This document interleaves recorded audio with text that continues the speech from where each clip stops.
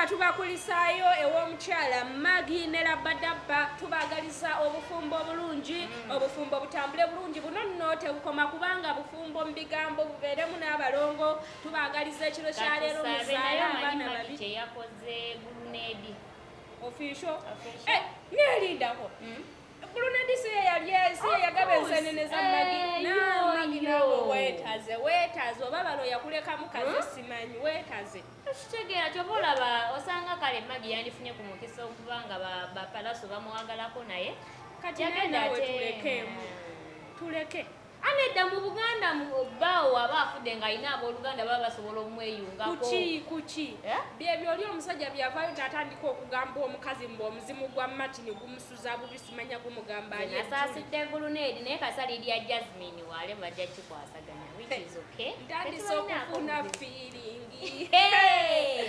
naye nga nyongera okujjukiza ba King Montage Studio awo nno munange bateekamu ensimbi wano ku programu yaffe Step Buzz amawulire agabeera gakwataganye ku baselebrity bamwe bano ba King Montage bo bagamba nti bambi bo bakwata videos bakola photoshoot bakwata firimu bakola introductions wedding baby shower bakola buli kimu ko kimenye waso tutunza mu kamera basinika balu SMS bakola photography videography buli kimu kyonna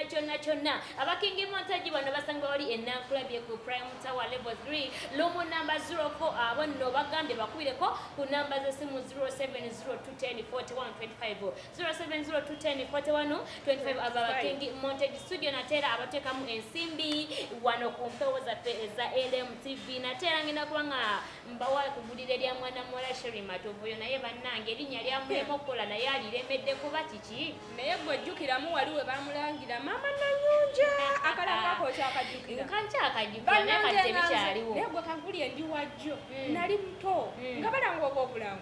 owulira onyumirwa nali muto kati nga ngamba mama Nanyunja afaanana atya oba mama Nanyunja yaani nze nga njayanamye omulabako nga njagala omulane nga ndaba akakazi akalungi keesala pati ngolo nno mmanyi kali ku nakyo tekanywa biki tekanywa biddagala munnange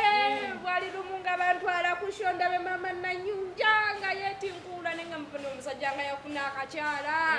gwesabulira akabooko wenjogerera mama Nanyunja bambi yagenze najjayo ebintu bye Watadias Katumba yali yavaayo naye nga tannabakubayo mubutongole nga tannabakubayo official naye wenjogerera ebintu over the weekend yagenze n'abijjayo era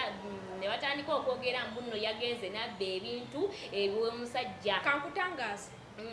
abantu aboogera nti tubba ebintu ew'abasajja balina obutuli ku bwengu batya sinsobola kubanga mbadde na musajja eryo ebbanga lyonna nasitwala ntebe ezo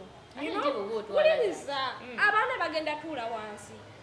siyinza kuleka mufaliso kitegeeza kangutwala otandikire n'omulala agenda okuddawo atandikire ku biki ku bipya naye abimenyekereko omanyi ekyo oba Tadias ne mama Nanyunja basookera ku mukeeko yagambye yajjayo ebibye yabijjamu ebibye naye ekyamugisiza ebyo olwokubanga apepeya ne drive yali driver we kati gwe bapepeya naye laavu teriiko nti ono asima toyi nti ono akola mu kasasi nti ono akola ki kye bayita laavu oba akola mulimu ki oba mulimu ki mama Nanyunja mumuleke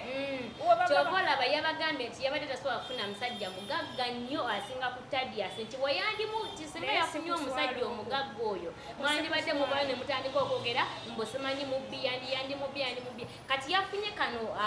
akadreva ke ak'emyaka 25 ye wa myaka 35 mukakasa nti laavu kati agenda mulabirira kati oli mutabani we oba oli wa 35 nowabiri Nanyunja ali mwemeka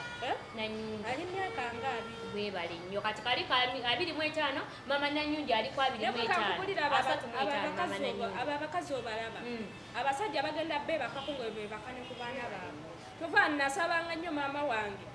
yeesonyiwa ekigambo bwenzera maama mwebaza nabivaako era